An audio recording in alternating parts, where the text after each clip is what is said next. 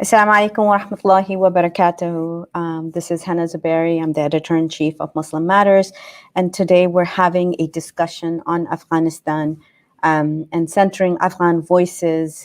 So for those of us who do not currently know what is going on, except for what we see in the news or might read in, especially in the West, read in Western media, really learning about what the ground realities are, inshallah.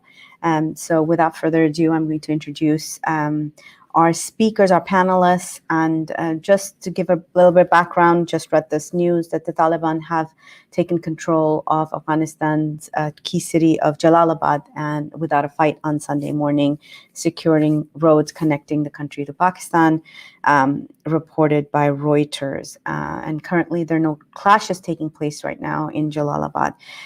But before we get into that discussion, let's bring in our speakers, inshallah. We have with us Shaykh Hasib Noor. Shaykh Hasib is the founder and teaches at the Legacy Institute and in Education and Research Institute of Islamic Studies. He serves as well as an instructor with Al-Maghrib Institute. He's among the founders of Faith Global, a global Muslim platform for creating community spaces that provides welcoming places for connecting with relevant Islam and practical spirituality. Faith community spaces have been founded in London, Austin, Ottawa, New York City, and San Diego. He hails from Afghan heritage. He grew up in the United States and has studied at the College of Islamic Law in the University of Medina. He pursued his studies in the city of the Prophet ﷺ for over a decade under the tutelage of 50 scholars, mashallah. With that, so alhamdulillah, let me bring on Shaykh Hasib.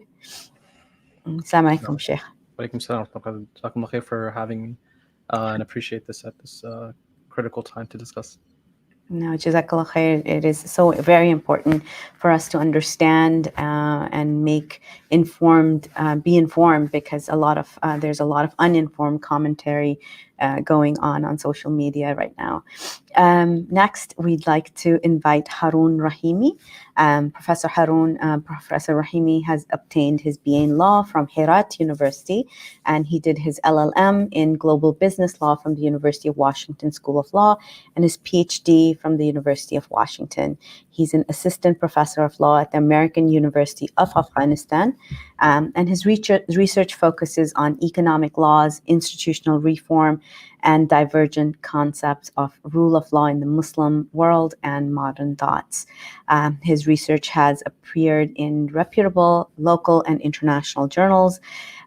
He has also collaborated as an independent consultant with a number of research firms and policy think tanks, conducting policy research on institutional development and good governance in the South Asia context. And this is really important because we're going to be discussing the roles of neighboring countries as well in the crisis. Most recently, he has been at the Oxford Center for Islamic Studies, where Dr. Rahimi has worked on the legal history of Afghanistan and the ways that the legal transplantation is legitimized in Muslim countries. And Jazakallah khair for being here. Let me pull you on, inshallah. And wa alaikum assalam. And you're joining us from Turkey, I understand. Istanbul right now, yes. Istanbul. We are also waiting for one of our esteemed guests. Her name is, help me pronounce this, Shaykh. Spozhmai. Spozhmai. Salma Stanakzai.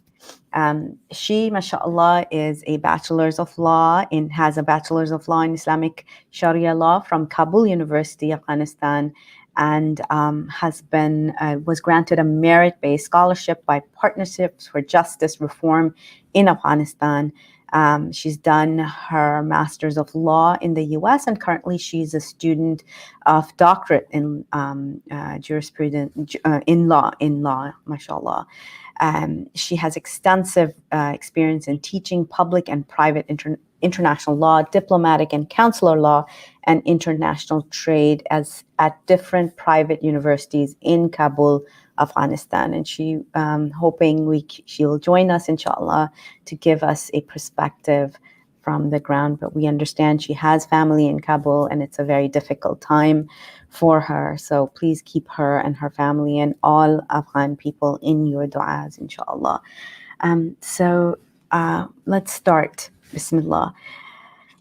Now, as a lot of people, and you've perhaps heard this discussion, there isn't a lot of people talking enough about Afghanistan. So for those in the audience who do not know what is happening, can you fill us in the most basic of terms? We know there's been a 20-year-old war occupation by our government, the American government, but what has happened currently, and what are so let's start with that. Go ahead, Dr. No, thank you very much. As you said, there is a historical context here, and a lot of things that are happening today have their roots in events that go back not only 20 years. They go back to the 1970s or even before that. But if you just focus on the last 20 years, what happened was that Afghanistan came under control of an oppressive regime, which was headed by the students of madrasas in Afghanistan and Pakistan area. People are called Taliban. As you know, the term Talib refers to the students, and it refers to their background that most of them share, not all of them, as students of madrasas in Afghanistan, Pakistan area. And we're talking about here from 1994-5 to 2001. They were in charge in Afghanistan. They were able to control most of the country at the time. They were fighting other mujahideen groups, the groups that were left from Soviet, fighting against Soviet invasion of Afghanistan and the communist-backed regime that was placed by the Soviets in Afghanistan. They were fighting with those groups. They were able to secure most of the country. And in areas they controlled, the areas the Taliban controlled, they were imposing a very restrictive interpretation of Sharia based on Hanafi fiqh, based on their understanding of Hanafi fiqh, which mostly came from rudimentary education they had, often mixed with local culture, often mixed with misogyny, often mixed with just arbitrary rule that comes from just being basically an organized militia. In that context, a lot of bad actors were drawn to Afghanistan, a lot of actors who had issues of a global attack on the United States and other actors that they had identified as being responsible for different reasons. They were attracted to Afghanistan just because a lot of them were already there fighting the Soviet, and now after the Soviet invasion, Soviet Union had fell, they had kind of shifted their focus to the United States and Europe and the West in general. And those actors, one of those actors was the network of Al-Qaeda and the person of Osama bin Laden.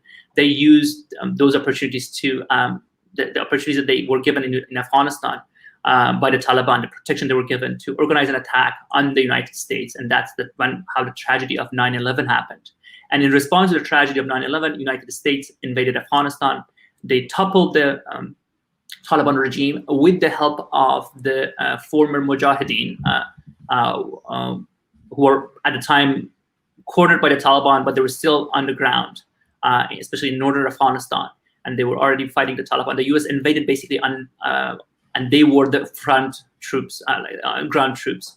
And they toppled the Taliban. And the government was formed to replace the Taliban. And the government was first headed by Hamid Karzai. I'm sure a lot of people are familiar with him. He had distinct kind of features. He would wear outfit that became infamous, at least at times. He's still around, and he ruled up. He was the president, first interim, first transitional, then interim, and then finally elected president for 2 terms up to 2014. And after that, he was replaced with President Ghani to always contested election. With the exception of the first election, all elections were contested. And at the same time, when Taliban were toppled, for a period of time, there was really nothing happening, but Taliban were able to regroup and start an insurgency against the government, against the U.S. and what they perceived as U.S. occupation of Afghanistan.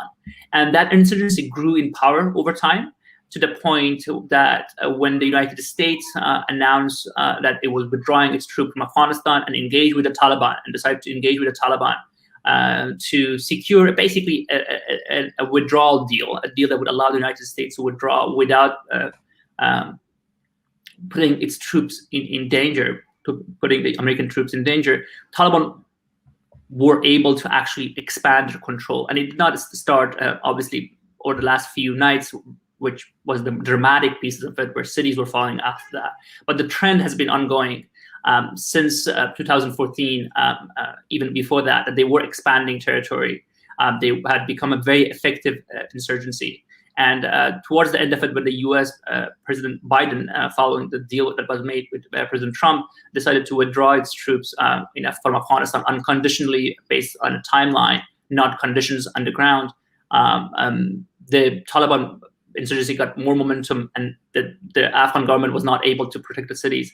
Right, as you said, until the moment of last night, where it was almost all cities gone, almost, with the exception of Kabul standing, and Kabul is also now surrendered. So it's a matter of whether there will be a deal reached to spare Kabul and have an orderly, bloodless transition, or there will just be an attack on Kabul and chaos and God forbid, possibly a bloody transition. I'm sorry, it was long, and I cannot hear you, so I think you're muted. It was a long intro. It's just too much to explain. I can totally understand it to explain that many years of history in that short of time. But one thing I did want to point out, you had talked about this, and I just want you to expand on this. Many people are asking, how did this happen so quickly? Are people in Afghanistan in support of this insurgency? Or are they, and we see in the diaspora, many people are very scared and traumatized by this quick takeover and are scared of what can come next. So can you explain that? I mean, I think not a lot of people can actually, and I don't think I have the answers either, but I will just try to just offer my takes. First of all, the falling of cities was quick, that is for sure. And you can think about why that was. But the trend of Taliban taking over territory, Taliban having the upper hand over the government in rural Afghanistan, outside of cities, had been going on for a very long time. Taliban were almost in control of 50% of Afghanistan territory. Always, however, that's an important point, that always that was downplayed. And it was like, those are not important strategic areas, those are rural areas, not very populated. So the idea was that it's not that important that they are controlling a lot of territory. But it turned out to be critical, because they were able to cut off cities from each other because of their controls in rural Afghanistan. They were able to often put cities under siege, and basically encircle cities, force the government just to rely on just basically air transport to get its troop in, get its troop out, or just get the logistics to its troop. And were able to take over very strategic districts, which were the border crossings, which are obviously outside of the cities. So the trend has been going on. It was first rural Afghanistan, and it was neglected. And I think it was downplayed how important it would be for them once they have a stronghold of rural Afghanistan to make a siege on cities. And then they sieged the cities, and they were able to force the cities to fall. In terms of why the cities fell as fast as they did, it was fundamentally, there were side dealings made. Afghanistan does not have a strong history of central government, central rule. So there are a lot of strong men underground who have people who are loyal to them, and there was a lot of side dealings. There was a lot of switching sides because people sensed that there would be change in power dynamic, and they wanted to be on the winning side, or they were just, for some, were persuaded or convinced or bribed to just switch sides. That was a major factor. Tactical factor, like for special areas, often there were certain people who facilitated the fall of the cities. But more fundamentally, was that the soldiers were not willing to fight. Afghanistan, it was reported that we have 300,000 troops, but New York Times just came up with a report that the U.S. government believes that the number was grossly exaggerated. And in reality, it might have been something closer to 1/6 of that. And the rest might have been just ghost soldiers, like soldiers that were not there, and it was just a matter of the government not keeping track of its soldiers, or just pure corruption, that the money was just taking was embezzled in the name of those soldiers. So I mean, the number of soldiers was exaggerated, but still there were thousands of soldiers. I mean, in all these cities, there were thousands of soldiers, and they were not willing to fight. Here's why they weren't willing to fight. I mean, there are many theories out there. One theory is that the government did not do much to protect its soldiers in outposts, like areas that were very isolated. So always there was low morale, because soldiers felt like they were not being supported, and they felt like they were looking at the fate of their people in arm, their brothers in arm in remote areas, how they were left on their own, and how many of them had to surrender because of the fact that they were not being supported, because the government had just difficulty supporting outpost areas, and did not have the foresight, had not had the foresight to bring in those troops and just don't let them just be on their own, because they had to surrender, and it just kind of demoralized everyone else. That okay, it started this trend of the soldiers surrendering.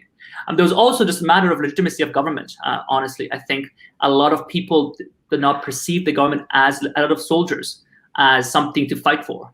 I don't think Taliban are popular in Afghanistan. If you look at any survey, any representative survey, not more than 10% express support for the Taliban, but it doesn't mean that they support government either. The government is seen as corrupt and predatory, and it is not something that happened overnight. I mean, the government rooted its standing in the eyes of people, including the soldier, for a very long time. There was also failure of leadership, of just the military leadership. A lot of provincial leaders, like governors, who are like the top officials in the government, often were not committed. They often were the first ones to actually switch side, or the first one to give up. And the military leadership as well. I mean, the current government, President Ghani, he's the current president, and his top security advisors, they had been mismanaging the security forces for a very long time. A lot of people who were just moved, the security leadership was tampered with too much. People moved around. There was really a lot of undue political interference in the security forces. So the soldiers did not really have a lot of faith in men they were fighting under, and they did not have a lot of faith in the government they were fighting for. And when the Taliban reached out to them and tried to negotiate surrenders through tribal elders or scholars, or just demonstrate brutal violence, trying to increase the cost of fighting, basically carrot and stick. Like, if you fight, that's your brutal end, and we're going to be as brutal as possible. And if you turn, we're going to give you amnesty and such. So that they were able to, Taliban, get a lot of soldiers to just give up. And with areas there were resistance, it's not that there was no resistance, but the Taliban were able to actually fight very brutally. And they had been fighting for a long time, so I mean, and they knew how to engage the Afghan forces, and they've been very dynamic and innovative. And that's how. And at one point, when one major city falls, then there's just a domino effect. Obviously, I mean, once one city falls, momentum is a real thing on battlefield, and actors also are making choices. Please, I'm going to introduce Sister Spozhmai, right? Can you pronounce your name again, so I am educated about that as well? Spozhmai. Spozhmai. Yes. MashaAllah. Jazakallah khair for being here. Thank you so much. And we've just been just talking about what is happening currently. And Professor Rahimi has been, I'm here. You heard some of his commentary on why cities are falling so quickly. Could you share with us your perspective on what is happening currently in Afghanistan? And then I'd really like, Shaykh, all three of you are from there. If you could share your own personal stories, because a lot of times when we talk about this war, Afghanistan, we just talk numbers, 300,000 troops and these many, 53 people died here and this bomb killed this. But these are human beings, and so we would really appreciate all three of you if you could share your own and your own family stories. So hello everyone, salam alaikum. Thank you for being here. Well, I'm so sorry for I don't have any sense of time anymore, so which is why I'm late. It's a hard day for a lot of us. So I served the government. I'm proud of my time in government, and I served my people. I served my country. I served under 2 presidents, and I'm very, very proud of it. If I'll have the chance and opportunity, I will go back and I will serve my country again. It's so hard for a lot of us to, understand as to what happened, why, because it just happened so quickly that it's gonna take us a good few months to understand as to what's happening. But thinking about the future, it's all blank. Like we resisted Taliban.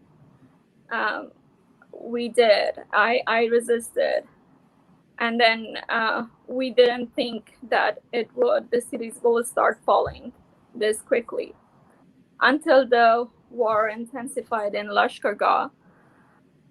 I was another warmonger, cheering for people to just go and defend the nation. But when I saw children dying, when I saw displaced people, all the memories that I have from my childhood, being stuck in the basements, losing family members. I mean, I lost my best friend in a suicide bomber attack, and these attacks were from Taliban. And I saw my own friend like in 2 pieces, my friend that I grew up with. So the reconciliation process and the peace process is going to be very challenging. I don't know how many years it will take for me to understand why did we have to go through this? Why did it have? Why was like this? And going forward, how I can heal, and how my nation, how they're gonna heal, because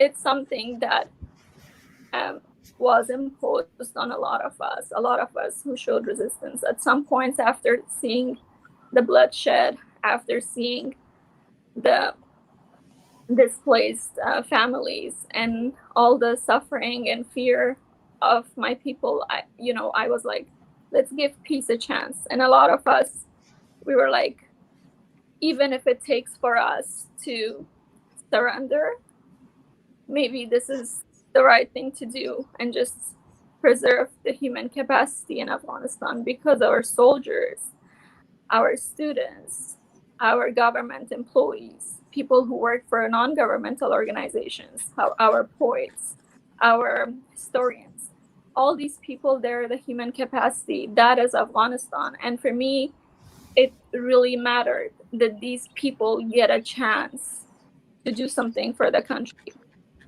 which is why, even though I'm still an employee of the government, not actively, I'm on a leave of absence, and whatever I'm saying, whatever I post on social media, it's just, in my personal capacity, has nothing to do with my professional background. But it's painful, but we sort of accepted that maybe our president should step down, and maybe we should just let this peace process start. I don't know. I'm not a military expert, so I cannot say what were the number of soldiers, why it started falling. At the leadership level, Afghanistan is a very, very fragmented country. Even when this government was established back in 2001, I mean, you would see that a warlord who has no education would become a minister, as if it was quota for this ethnicity, for that ethnicity. So this is how I see it, and this is what I've been saying the whole time, is that this is not a Taliban takeover. This is a government failing. Taliban are, if you read and study about Taliban, there is no such thing as Taliban. It's not a one unified movement. It's bits and pieces of cynical opportunists who were smart enough to go rally for themselves. And then United States wanted a way out, and they signed the deal. It will take a lot of time for us to accept it as a reality and allow them to integrate in the society. But yeah, it's a government failure. It didn't. We all contributed in our own capacity. I contributed to it. So as everyone else. Just to, like when we talk about, this is what I was telling another friend, is that we accepted this a norm that if you're running for elections, that's not how democracy works. That you have a Pashtun on top of the hierarchy, and then you have the Tajik and one seat for a Hazara or for Uzbek for a minority. And then there you have a perfect team of national unity. That is not national unity. National unity is me, Pashtun, going and vouching for Ahmad Shah Massoud's son. That is national unity. We have to understand that democracy at that point in that country, it was something that was brought for us, but then it wasn't working. We have to understand the diversity in Afghanistan, different ethnicities. This is the time, I think, that we should finally own our failures, accept it, and try to be better in the future. Since morning, I've been thinking, what am I going to tell my children? What was I doing in the past 20 years? Your identity is being challenged. Your existence, I don't know like where I'm going. Until 2 months ago, I had my bags packed because my education is ending. My student visa is ending in a few months, and I have to return to my work. And right now, I don't see any future. And I remember I was 5 years old when the first time Taliban took over and they hanged Dr. Najibullah. So I was 5, and then my father was crying silently. I looked at him, I said, Baba, what's going on? And he's like, I don't know what to say. He just didn't say anything. He just was hiding his tears. He left. This is me today. And then my kids are confused. I don't know what to tell them.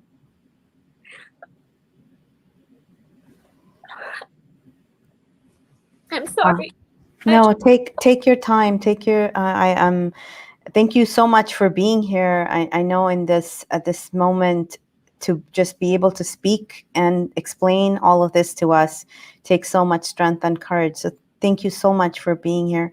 I'm going to ask Shaykh Hasib if you could. I know you wanted to share something with us as well, and if you could speak on your experiences.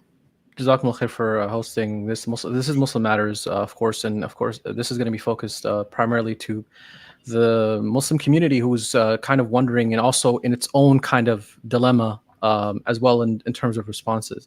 What I actually just wanted to share with you is a screenshot of what exactly has happened in Afghanistan with regards to the losses. According to this is the ABC News figures, I believe to be far, probably not as much as what they say. If I think, Hena, you might have to share the screen. Okay. Basically, the American service members killed were about 2,448 through April. The Afghan civilians, and this figure is about 50,000, 47,000. Another 40 or 50,000 on the Pakistani side. Taliban opposition fighters, about 51,000. Afghan national military, 66,000. U.S. contractors, 3,800. Aid workers, 444. Journalists, 72. I want you all to just, really focus on one component here, and that is, let us look at, first of all, what happened to Afghanistan based on what Dr. Rahimi and also Spozhmai was mentioning, and that is that the United States government in foreign occupation caused an insurgency through drone strikes and their presence in this country. And the exit that has just been made has actually been now quoted by many analysts worse than the USSR when they left, creating a sudden vacuum, which our president claims, was due to the Afghans having been fully prepared by the United States and then not being able to handle it.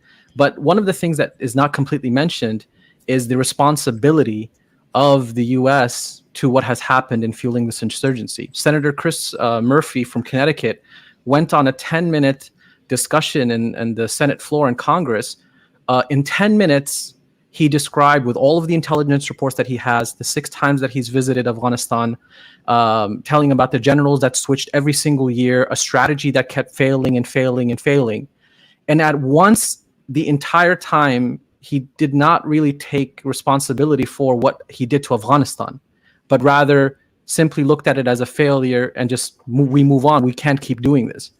This kind of attitude to human life and absolute lack of care is something very, very troubling to understand when a country blows up and bombs the infrastructure, civilians mostly, a drone war that was started and exacerbated by 2 Republican presidents and 2 Democratic presidents.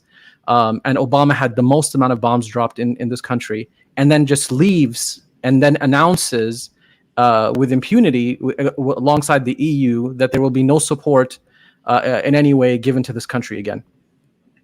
How is this humanity in the first place? A foreign occupation which fueled the insurgency, but those drones killing civilians, which has been found by analysts over the course of these 20 years to have not been even accurate in killing many Taliban and saving more lives, but rather it caused insurgency when you don't see this on the news. And Trump decided to stop the counting in his presidency. This is an accountability that we, who paid for the $2.2 trillion war in military alone, and paid for this government that was put there, a corrupt Afghan government, which was fueled with corruption, and it has been fueled with corruption since the beginning.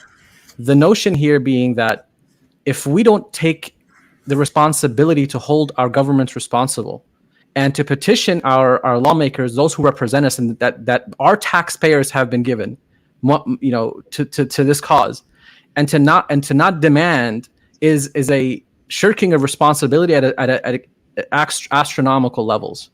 And the reality is that every single United States citizen who has concern for human life must petition their governments to have a removal of the refugee quota, which unfortunately is just laughable that the United States government right now is setting quotas for refugees. This is absolutely shirking responsibility and essentially fleeing and saying we're going to just give a few people here refugee status, and we're not going to take. There's literally been no talk whatsoever, as far as I know, from either the press secretary or from the White House with regards to what are the guaranteed humanitarian aid towards Afghanistan. And if you didn't even have that in mind prior to you leaving, your $2.2 trillion that has literally gone to trash, forget, is not even worth one human life that you killed in Afghanistan. That human life is worth more than your $2.2 trillion.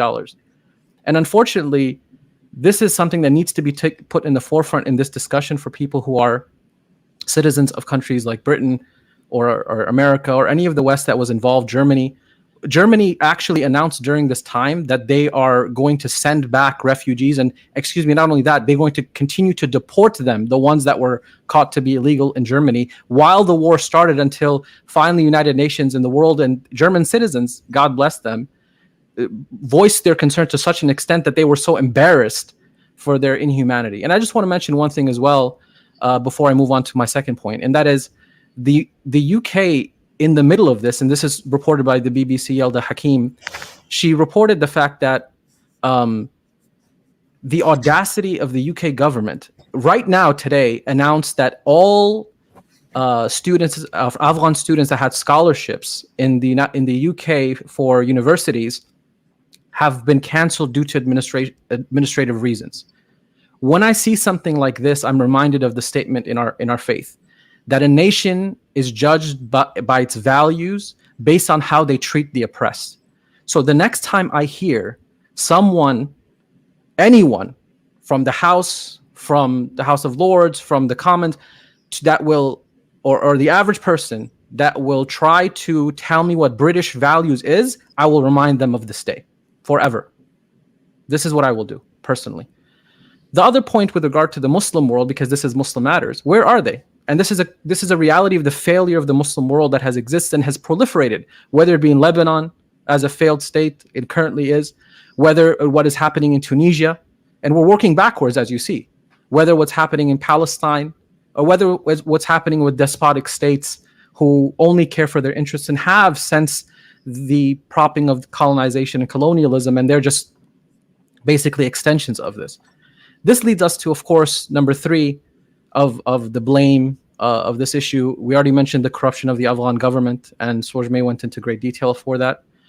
Is of course our neighbors who fueled this insurgency by sponsoring and supporting the Taliban very clearly. And the craziest thing is social media has been filled rife with arguments between nationalists Afghans or nationalist Pakistanis, who, or nationalist anyone, to be honest with you, who say that, denying this and where's the proof? And this is absolutely ridiculous to say where's the proof. The proof is more than clear and has been. And there's actual evidence. When United Nations ambassadors go to the United Nations Assembly this past week, and they literally read out Musharraf, the past leader of Afghanistan, statement. The former foreign minister of Pakistan 2 weeks ago, mentioning their active involvement in the proliferation of Afghan Taliban while they fight Pakistani Taliban, because instability in Afghanistan somehow fit the elite military interests.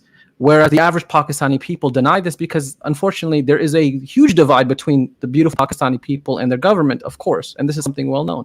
But when you have your neighbors fueling the insurgency with an open border, with the support, even reports of actively evacuating or helping, even having Pakistani nationals in the country, this is where the idea of Sanction Pakistan came about, to hold these people responsible in some way through targeted military and diplomatic sanctions. Which, of course, every person who actually called for this was simply doing an awareness campaign to tell people that you have to hold this government responsible for what it has done with Afghanistan and supporting the Taliban. Of course, no one actually believes the UN does anything other than make statements. Of course, nobody actually realized there would be a benefit to these sanctions in reality, because just where have they been other than saying we support refugees and we've brought them into our country, in essence. And of course, you have on the other side Iran, the people of Iran, who also have an extreme dislike for their own country, to be honest with you, and the persecution and massacre they've also have of refugees, while they prop and use them as their geopolitical pawn, saying we welcome them. But if you've seen the numbers that have been killed and the justice, quote unquote, injustice system of Iran is very clear, and their support as well.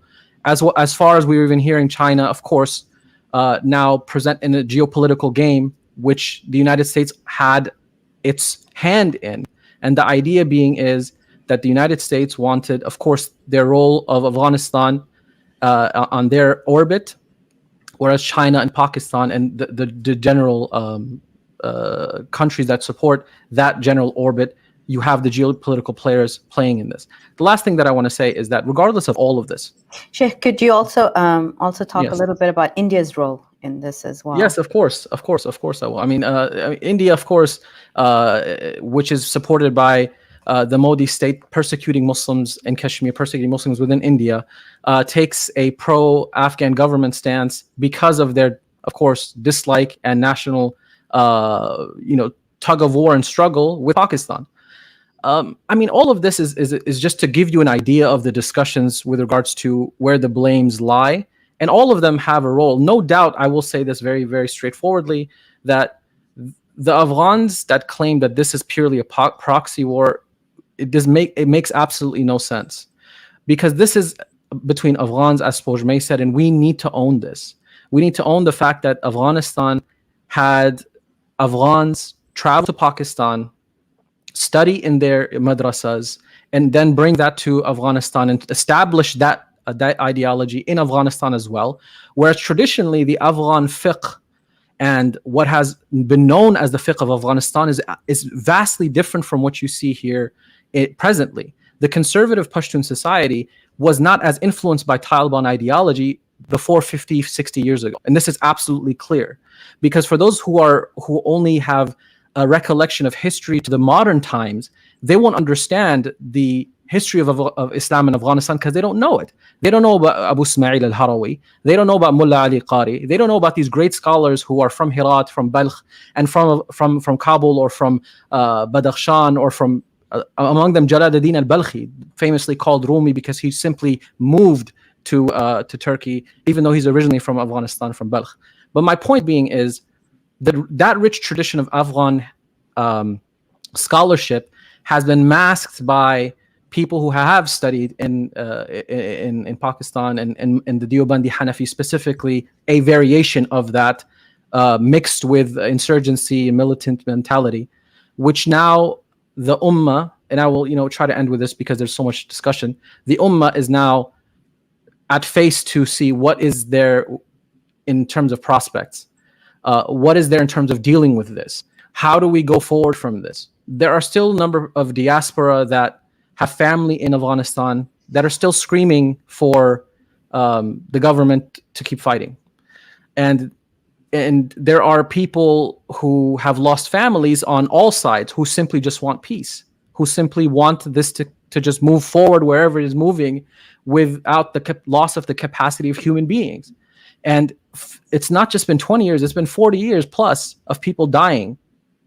There's not, I think, a person here who hasn't lost family members, including myself, multiple. So there's a problem here. And I think the problem that we need to discuss, inshallah, in this next segment, probably if I'd love for our two esteemed guests to also share their understanding, is that Muslims who don't understand the history and don't understand the complexities because they're being influenced by certain nationalistic ideals, or unfortunately because they've picked one of the sides simply because they either hate one side or hate the other. I want them to just kind of understand the complexity of the issue, and also as a Muslim really realize what the role of nationalism plays in this, genuinely, because Muslims just engaged in the blame game lose sight of the humanity of the people. The Pakistani people have been dealing with Afghans for decades, intermarried amongst Afghans for decades. So people themselves are sometimes completely separated from the realities of the war, whereas they're just trying to live.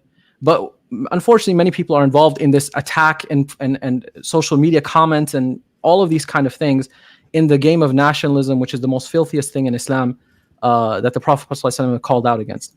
And I'm sure we'll talk more about the prospects, but I just wanted to share my thoughts of the overall picture of really what has exacerbated these four main problems. And they all have blame to play, but I will repeat myself one more time. This is an Afghan issue. This is Afghans amongst each other. To not own this is to realize, just like we are alone now, we are not going to garner the help of anyone to solve our problems. Afghans have to solve this problem, whatever that takes. Thank you so much for that. I have one question for all of you. Isn't there also a vested interest in this war economy by elites to continue the war? Because there's businesses set up around warmongering in Afghanistan, outside interests as well as inside Afghanistan. So if you could speak a little bit to that. I would defer to Dr. Haroun for that, and Spozhmai. I mean, Mr. McRae, please go ahead.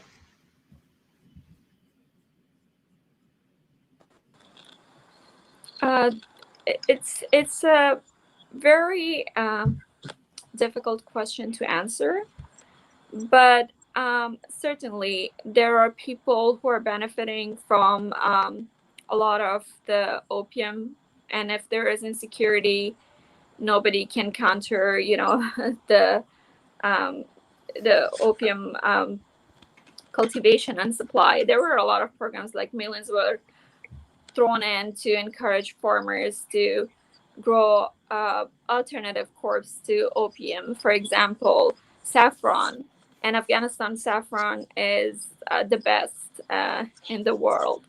And pomegranate. There were a lot of other alternatives that they offered to farmers. But then Taliban would come, and there was another gentleman who had fought in Afghanistan, Mike. He will be able to also validate this, that the farmers were Taliban, they threaten us to only cultivate opium.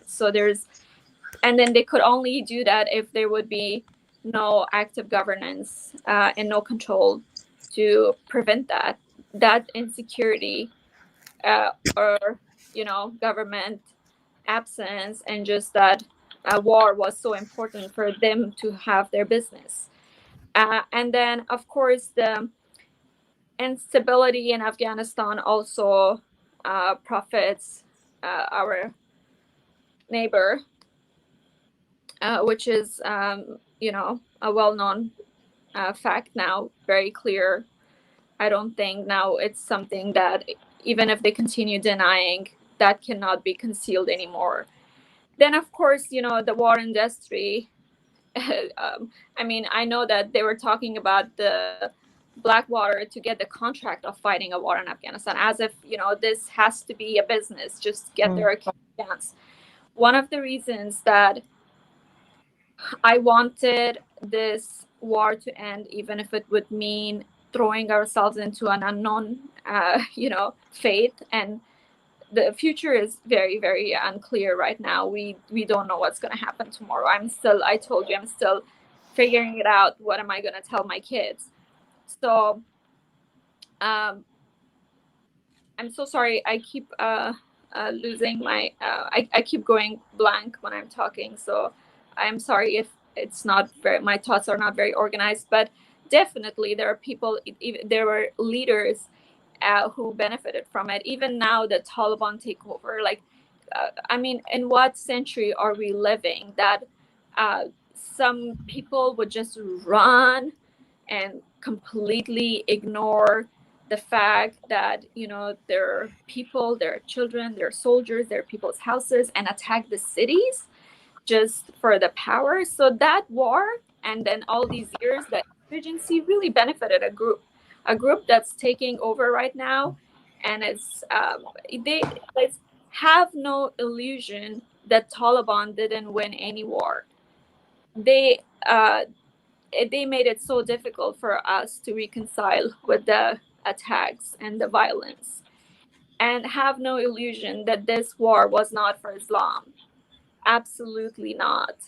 And then they why they were, the whole time they kept having these terrorist, training madrasas, because they wanted to get into power. So yes, the war and instability in Afghanistan it benefits a lot of people, and then there are gonna be warmongers, and to be able to come to power, they're gonna go into different nations and seek help to do so.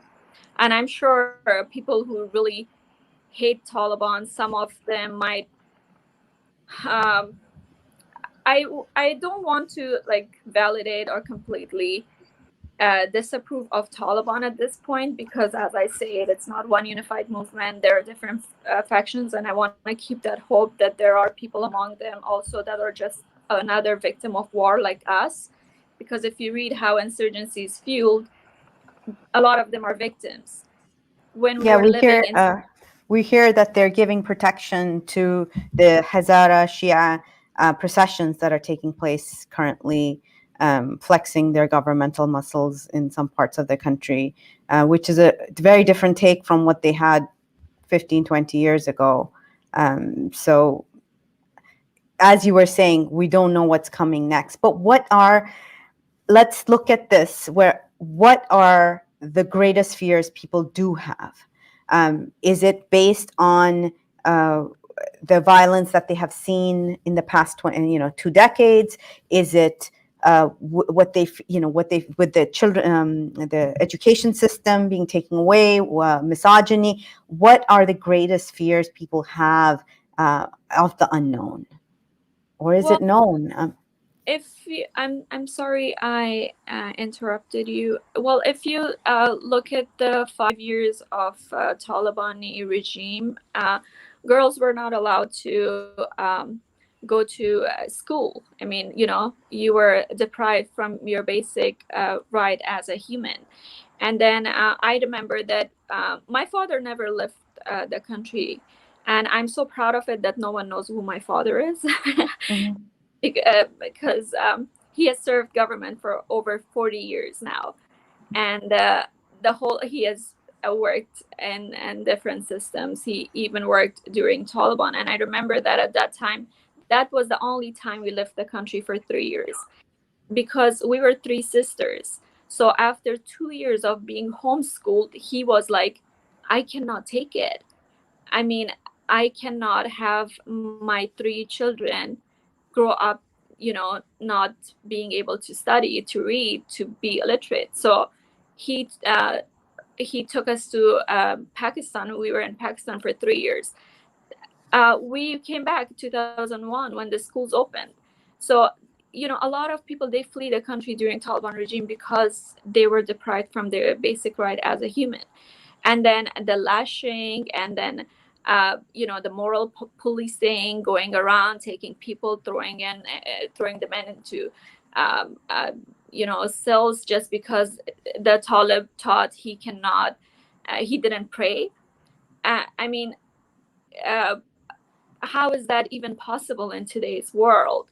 People should not go and pray because they fear Taliban. People should go and pray because of their love for Allah, and because it's something we should be doing as Muslims, not because we are forced to do it.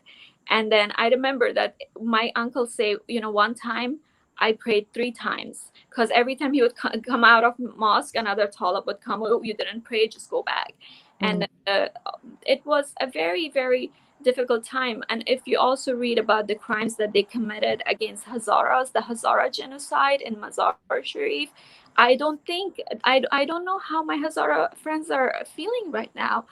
And one of my friends, he messaged me, he's like, you know what, my mom was like, we have to leave, I just don't know what to pack. And I told them, like, that's it, it's over for us in that country, just burn down everything and leave. I cannot I don't think I'll ever be able to understand the trauma they have been through and the fear that they have. One of the reasons I wanted so desperately for the war to stop is I don't want another Afghan child growing with the kind of trauma I had growing up. The first time I came to United States, my school was close to Disneyland. So I would force myself to fall asleep at 9, because when at 10 the fireworks starts, I would get scared. It was traumatizing for me, the fireworks. And then I'm like, no, I cannot let it happen to another child.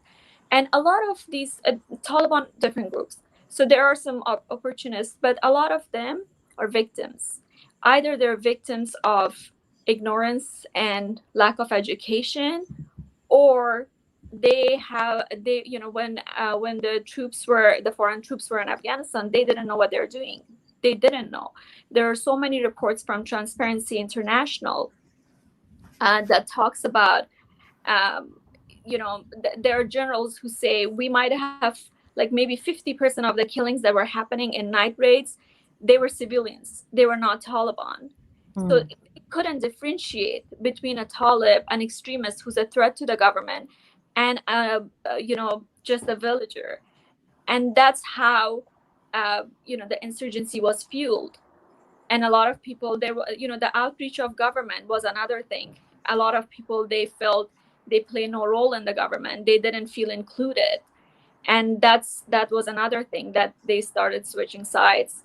And they they didn't have, I don't think they had the capacity to understand that they're threatening a legitimate state.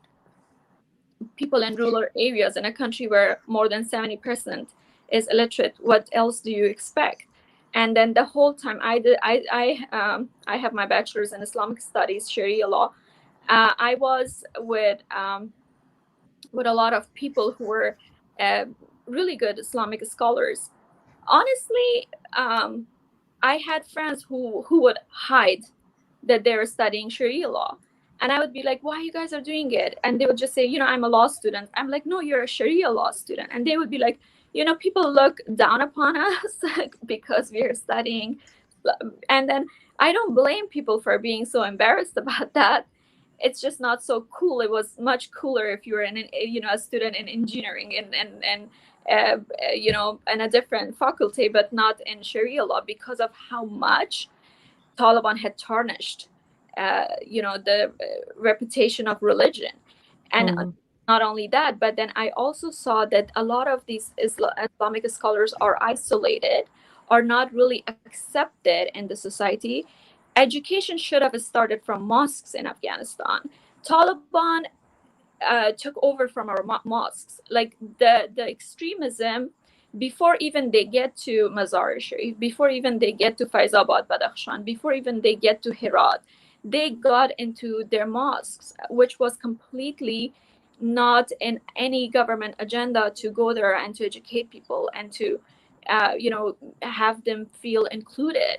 So that can I stop you there for just a second, because I'd like to get Sheikh Hasib's point of view on this.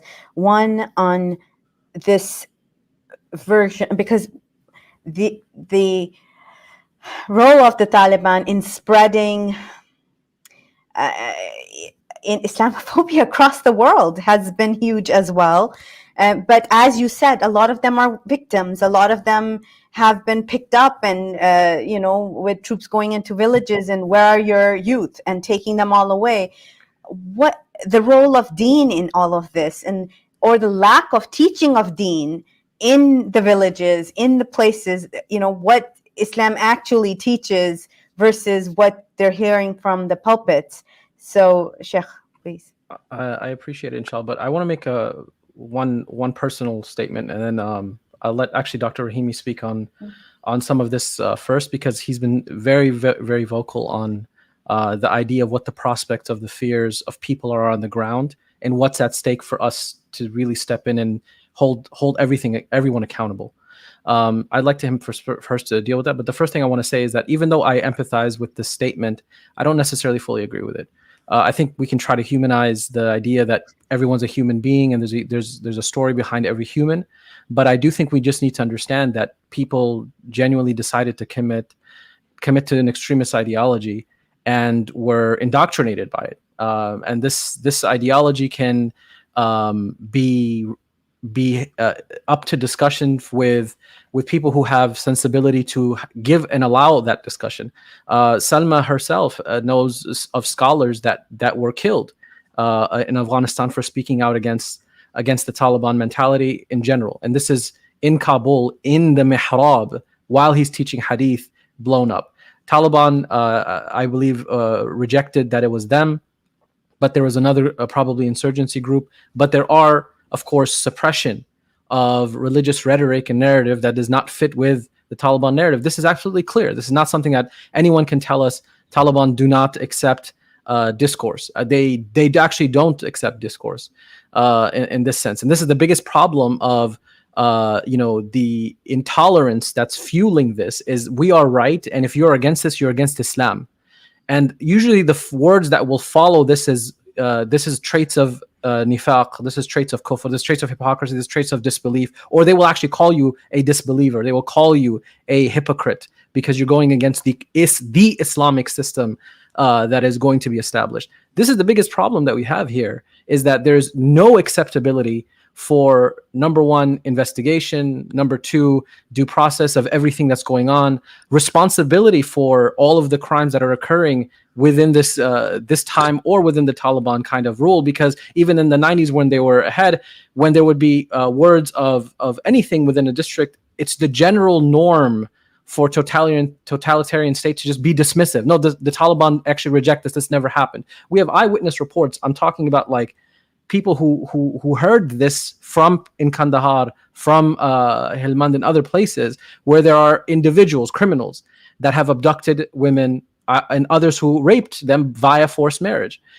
This happens either with one of two or three different groups: insurgency groups that are not linked to the Taliban but have now used criminal activity to justify their, and we don't know. Or number two, foreign fighters that are, for example, from Pakistan that have arrived and they're Taliban, but they're not the Afghan Taliban. There's an eyewitness account story of women in Kandahar who were told by Afghan Taliban, Kandahari Taliban, to leave because they don't want to be here when the Pakistani Taliban come. And they were government workers.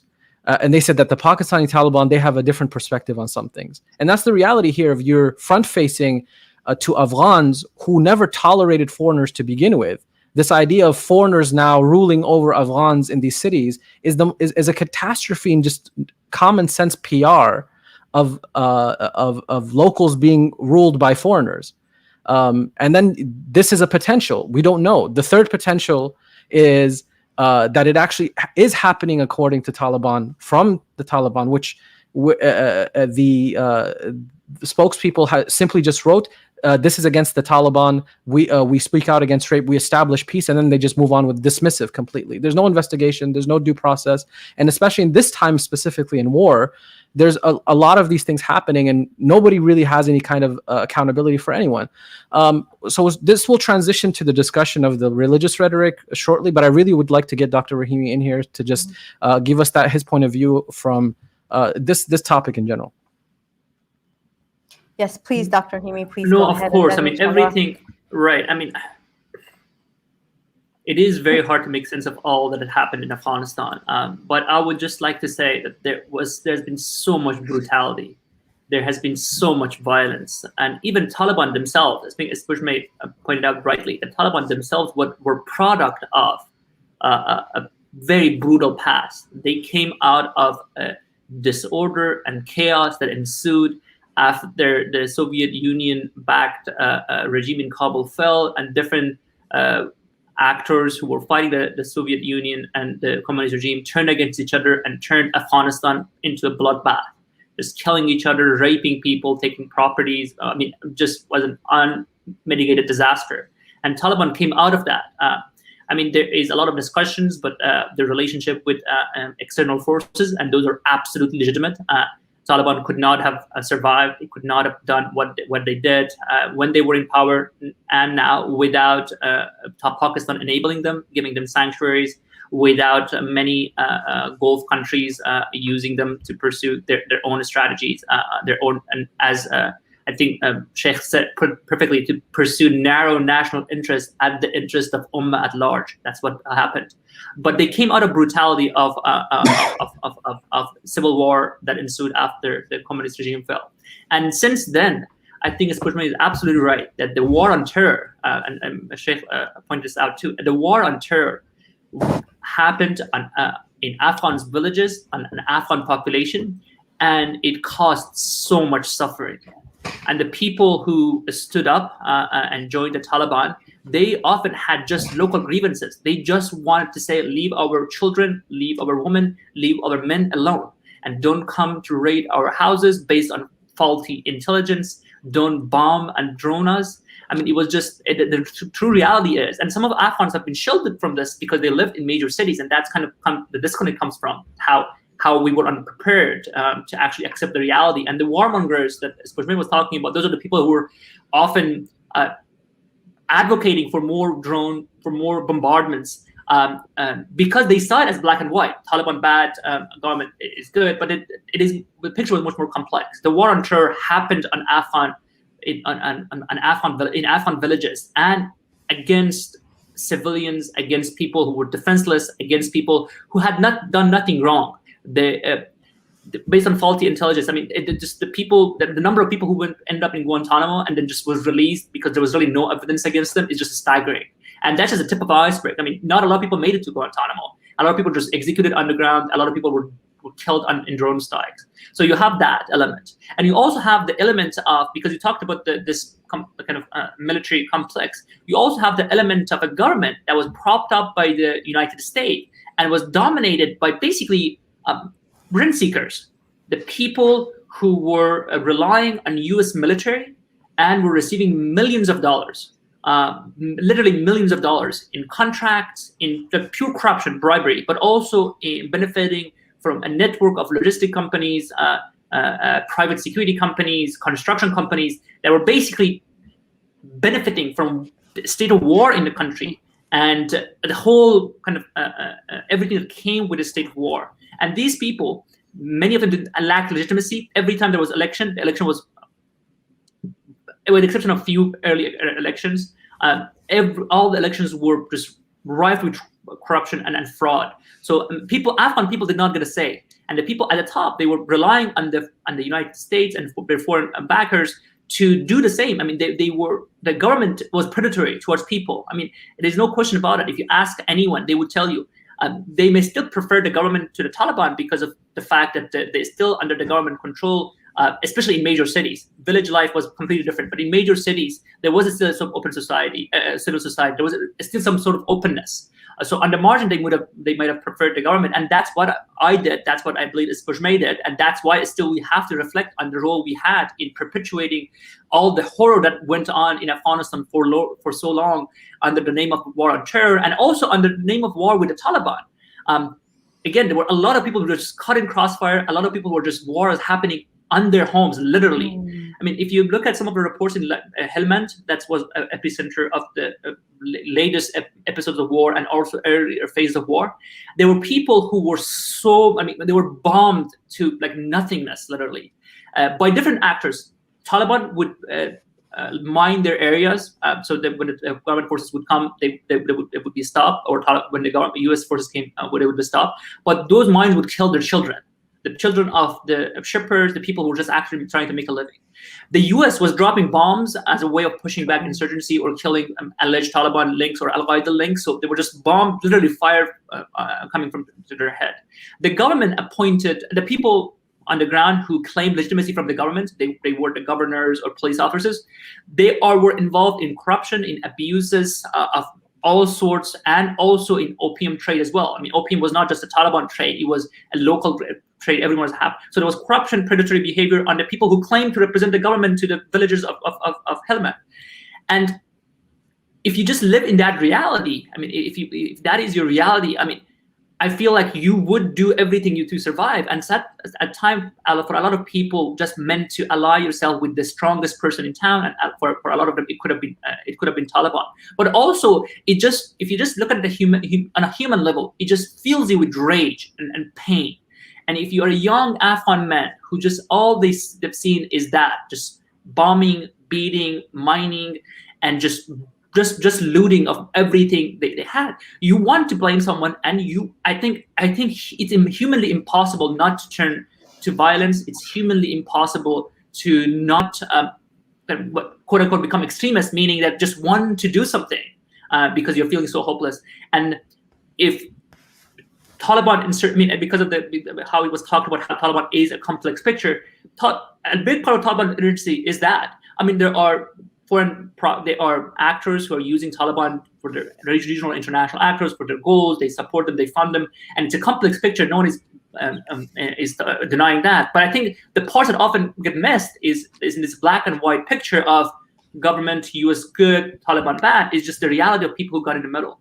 I will stop because Sheikh Hasib asked me to just talk about people experiences. I will just stop by last anecdote that was, I think it was a elder in Wardak, in a province near Kabul, when he was asked who he supported by I believe it was an American general, American commander, basically, who he supported. It was near election, President Karzai election. I think it was President Ghani's election. It 2014 election, I believe. Who did he support? And he said, I support nobody. He put it, the reality, I think, the best. He said, Americans bomb us, Taliban beat us, and the government just is robbing us. And no one is on my side, so I'm on no one's side. I think that has been the reality of a lot of Afghans for so long. And there wasn't, I think, and many, we're also, responsible for just not speaking out more as to, I did what I could, and I think Spozhmai did what she could, but it was not enough. Obviously, it was not enough. What happened was a moment of reckoning. I think it was a moment of reckoning. Sadly, I think the pendulum has kind of gone the other way. Now we're going to see an oppressive, brutal kind of counterpart to the Afghan government. I hope that's not the case. As you pointed out, future is unknown, and I'm willing to give Taliban a chance to govern and raise the occasion. That those who have said amnesty, those who have said that they're going to recognize women's rights. There are reports that those claims are not credible. There are reports that they will not do what they said they would.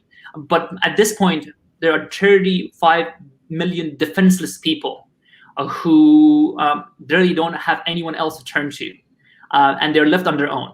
It's the du'as of Muslims around the world. It's, I think, the engagement of Muslims around the world to just keep the issue of Afghanistan on a humanitarian level on the front. And just we, as the people who have connections to Afghanistan, all of us here, to just try to reach out to Afghans, to Talibans who are going to have the power to educate them on what Islam actually means, and try to enter into an intra-religious discourse, like inside the Islamic discourse, inside Hanafi fiqh discourse, and try to, and because it was as it was said, it was a military movement, and the people, there was no one really stopping to educate anyone, no one was stopping to reflect on what all of this means. It was just a war machine. But at this point, hopefully, and I pray to God and I make dua that there will be the stop of war machine, and now we can transition to actually reflect on and engage in introspection and say, okay, you claim you're Muslim, we claim we're Muslims, we claim we are followers of Hanafi fiqh. Let's look at that. Let's look at the illuminating figures in this rich civilization, this rich humanitarian, this rich, I believe, discourse, and talk about all these issues. The choices are not either or. I think there is hope, and I think I have to choose to believe there is hope. I acknowledge fully that there are a lot of evidence that Taliban have not changed. I have been one of the people who were the critics of that.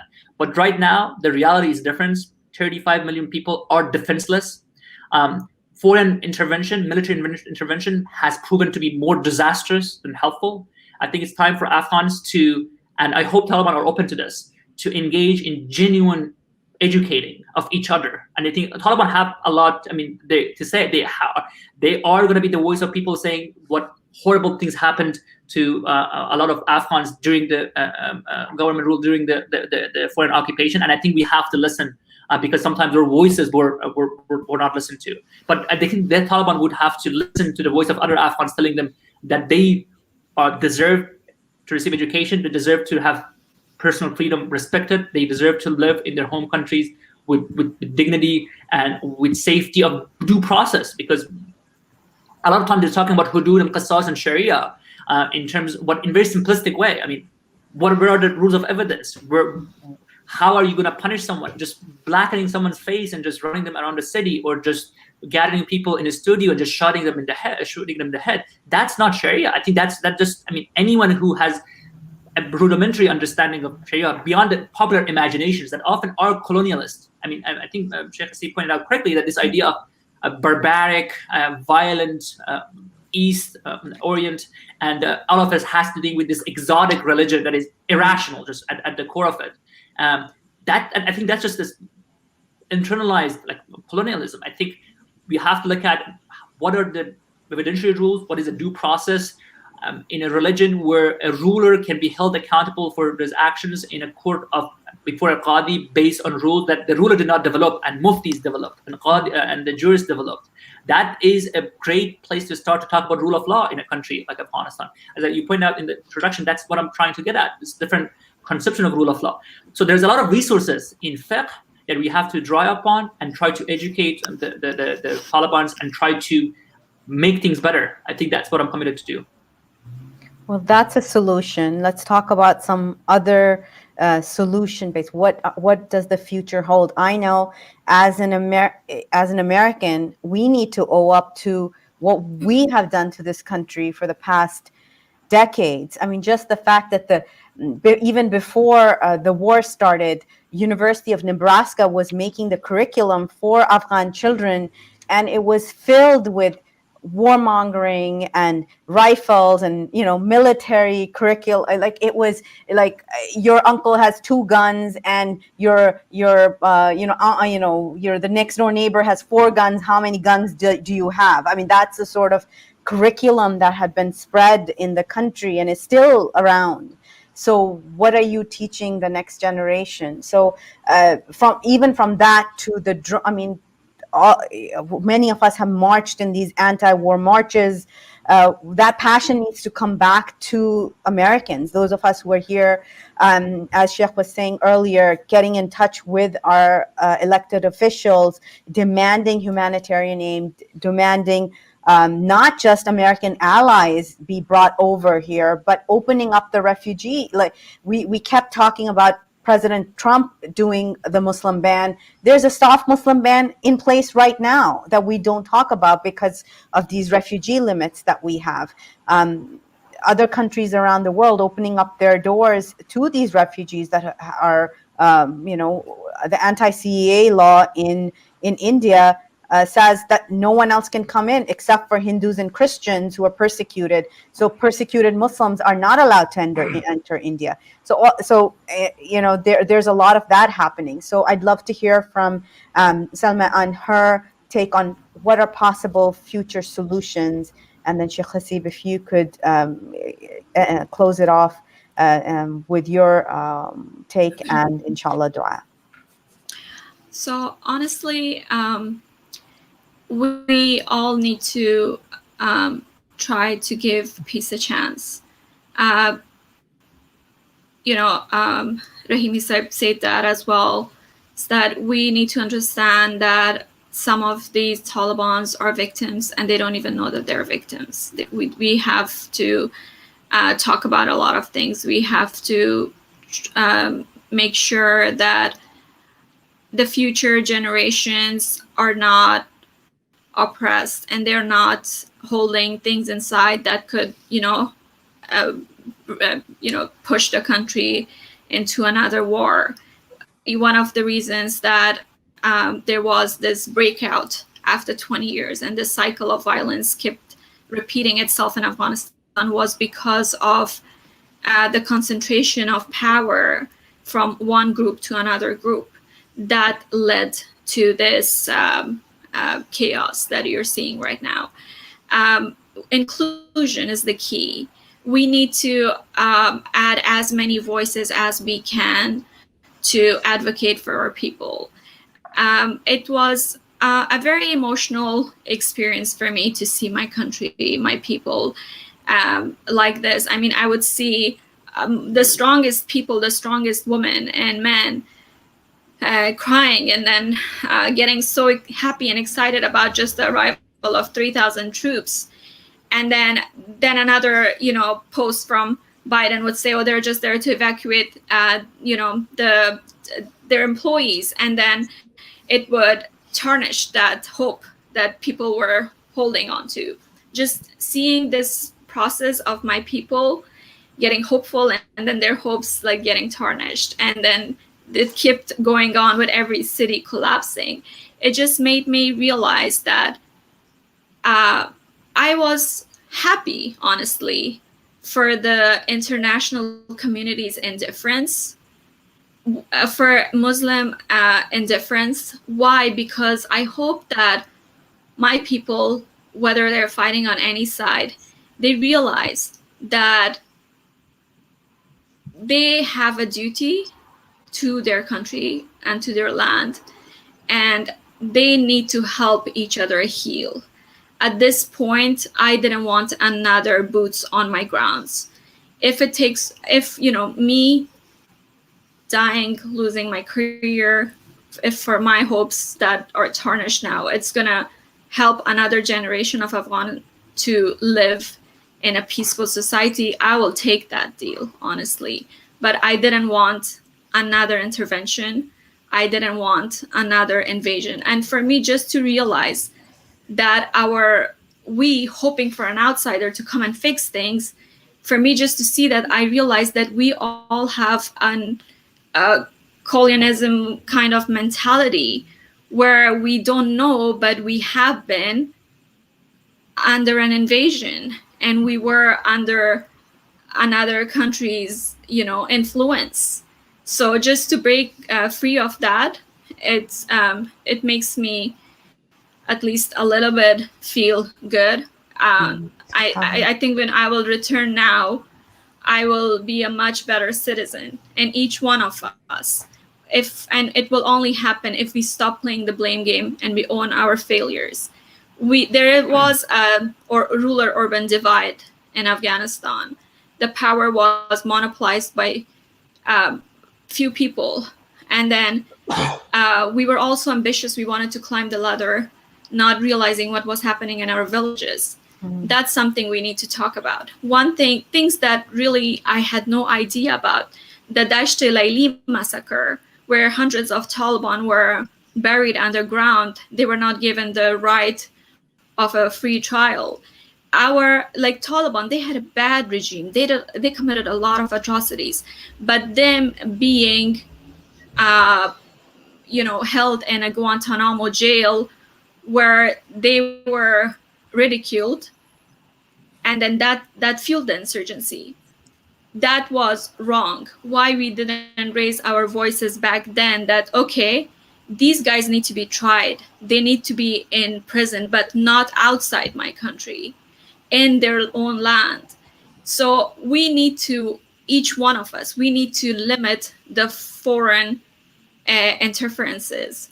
We need to close this gap between the modernists and the traditionalists. That there is a ruler-urban divide. We need to close that gap. A lot of these Taliban, they're more integrated in rural areas, and then they were not honestly given the opportunity to come and join us, and we left a lot of our mosques unregulated. We need to stop doing that. We need to add more we need to have more inclusion. We need to be more inclusive. We need to go door to door to make sure that our children are being educated. That education, awareness, inclusion, just that is going to solve a lot of problem. For the first time, I'm going online talking about stuff, even though it's so hard for me to organize my thoughts. And then I go in Clubhouse. I just go there to listen to people. People tell me, I want separation. I go like, I hear you. I do. There are people who say it's ethnic war and we are just victim of a certain ethnicity. And I go, I hear you. You're right. So it's time that we start hearing all these voices that we had blocked because we were told that this is the way. I mean, just this emphasis on democracy, even though we had very failed elections, and completely dismissing the voice of traditionalists in Afghanistan who kept saying that this system is not going to work in Afghanistan, was wrong. So there is a lot of divide. There's a lot of local grievances. People are hurting on all sides, and we just have to include everyone and then make sure that everyone is being heard. And I will hope that honestly, I don't think that I consider it a win on Taliban's side, or I really don't see it as a Taliban takeover, but it's just a process that's gonna hopefully include everyone. And I will urge my people not to leave. Don't let terror win. And that's when you have actually defeated the Talibanism, which is something we need to fight, or at least refine. That we have to refine their thoughts, their mentality. We have to all be better. I don't like boots on my ground, hitting my people, killing my people, war, and then capital flight. I am having a lot of difficulty accepting that our bests are asked to leave because they made our country so unsafe. And if we all leave, if we stop talking, that's when the Taliban win. They haven't won yet. And if they want to win Afghanistan and Afghans, if they really want peace, they need to stop shutting people up. They need to allow people to talk. Because honestly, we all have been victim of an imposed war. And that's all. So, thank you so much. Jazakallah khair. Shaykh. I appreciate the thoughts. I'm going to focus on 3 focal points here. Number one, I just want to keep emphasizing, because I think the nationalists who want to keep fighting, and I'm 100% sure that people in the comments are fighting. I have no doubt about it. And they're still arguing about this issue. We need to address this as an Muslim ummah. This is Muslim Matters, so I'm going to address this, inshallah. But before I do that, 2 other points. One of the points is that Afghans need to own this issue. This is an issue of Afghans. This is something that we need to hold our neighbors accountable, but understand that our survival is also based on the survival of those around us. Afghanistan is a landlocked country. Afghanistan has to have a relationship with its neighbors. If it does not have a relationship with its neighbors, how is it going to coexist except for perpetual future wars? So all of this needs to be taken into account, that Afghans need to own this problem. This is an Afghan issue. Let's focus on this in terms of solutions. Playing and continuously playing the blame game, I find is a problem of diaspora, a little bit separated from the problem. And that's why I'm just emphasizing on the idea of Afghans having to own this problem. This is absolutely number one. And this is going to lead to the second discourse. And that is that every one of us needs to hold whoever is in charge accountable. One of the hallmarks of Islam and Islamic scholarship, the true Islamic scholarship that influenced nations. I'm talking about like Imam Abu Hanifa rahimahullah. I'm talking about like Imam Malik rahimahullah. These people were actually completely independent of sulta, of governance. In fact, Imam Abu Hanifa went to prison twice. And Imam Abu Hanifa, just to let everybody know, he is originally from Afghanistan. He grew up in Iraq and his family was from Kabul, right? And there's even news that reports that he among his family met Ali radiallahu ta'ala anhu. So the notion here, I want you to understand very importantly, is that every Afghan must take the job and role of holding accountable whoever is the leadership. If it's Taliban, we must be independent and holding them accountable. I want to just mention to you something that Wajma Farogh, who's a lawyer in Afghanistan, and she herself mentioned today that just yesterday you have in Badakhshan, Kunar, and Herat and Balkh, number of women that went to in one of the provinces. I don't know that she didn't mention it. She said they went to the shadow governor asking, the Taliban shadow governor asking why they are not allowed to go to work, school, university. They will show up every day to question why they are treated differently in an emirate that claims to be following the sunnah of a prophet, peace be upon him, whose wife ran businesses. This is what we need to do. We need to hold accountable. And another holding accountable is the dismissive attitude of Taliban right now is, where were your voices when the occupation was here bombing and droning? Where were your voices when the corruption of Afghans were there? Well, hold on a second. Instead of you questioning where I was because you don't even know what my role was. And yes, we did. You don't even check my social media. You don't know who my name is. You don't know what I'm from, where I'm from. You don't know my background in history. You just want to create a deflection attitude in order to not have a conversation by either calling me munafiq, calling me kafir, calling me a government agent, calling me an Afghan puppet, and just deflect the conversation.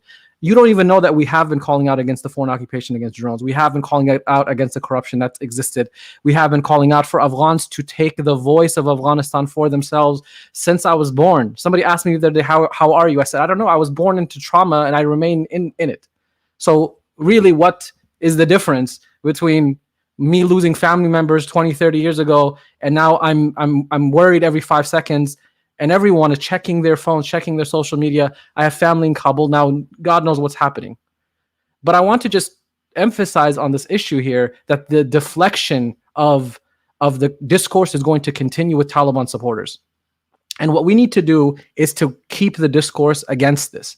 In order for education, I am an educator. The religious rhetoric is in my hands. I'm telling you, this is our role. If you claim to be Muslim, we must hold them accountable independently. And that is done by telling them, we have eyewitness. I'm saying to you, people that now are in Kandahar, now are in Helmand, now are in Farah, and in these in the different provinces in Herat, that said they were abducted.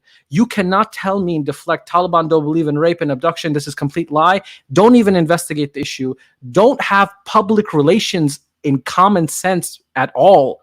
There is no public relations like knowledge, sense, understanding, emotional fears. You don't even make statements to just to settle people's fears of whatever you're going to do. So I'm going to say something in a little bit opposition to what Sister Spozhmai mentioned, is that those Afghans that are staying, God bless you, Allah subhanahu wa ta'ala give you strength. But those people who are retorting at us, saying that you want us to live under Taliban rule, you come live here. I understand your sentiments. I'll tell you why. If I go to Afghanistan, and if I went to Afghanistan under the corrupt Afghan government because there was lawlessness, I would be killed either by insurgents, kidnapped by robbers. We've had family members get kidnapped, and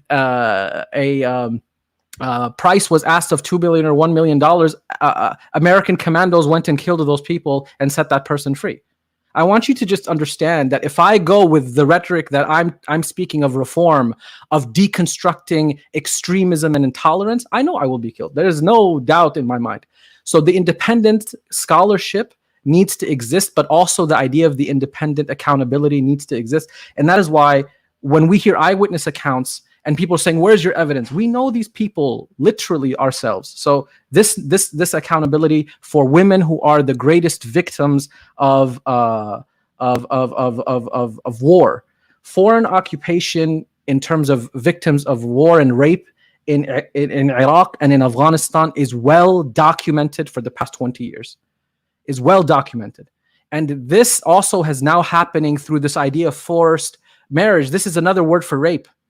And the idea of abducting girls and having registers for women and taking the names of women who specifically worked for government. This is something that needs to be investigated and needs to be stopped immediately. And it shows the opportunist criminals of all shades, foreign and internal, will use war to commit atrocities against women. This goes on to the point that I have here. And that is violence and intolerance of the Taliban currently going around rounding up government workers, extrajudicial killings, meaning there are no due process, shoot the guy because he's a kafir according to your personal understanding of what that means, while the spokesperson for the National Reconciliation Council of Afghanistan for the Taliban saying, everyone who's a government worker, come forward, we want you to work for us, we want you to work for your country. Well, why are your soldiers committing these crimes then? These are recorded, these people have families that are speaking out. You are responsible for that because you're lying to the Afghan people while your soldiers are going killing extrajudicially government workers for what God knows reasons, I don't know.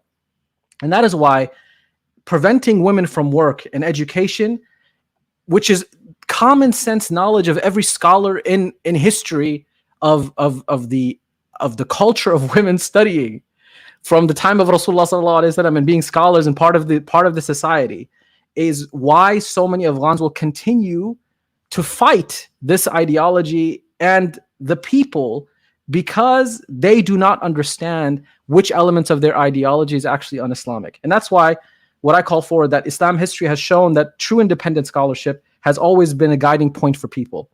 We need those voices. We need the Hanafi scholars who are silent now. We need the scholars who perpetuated this ideology in Pakistan to man up and word up, because Mufti Taqi Usmani has tweets supporting the Taliban and that they're following the Sunnah and etc. This is one of the greatest scholars, quote unquote, in Pakistan right now. Why is he not speaking as a true independent scholar for holding people accountable?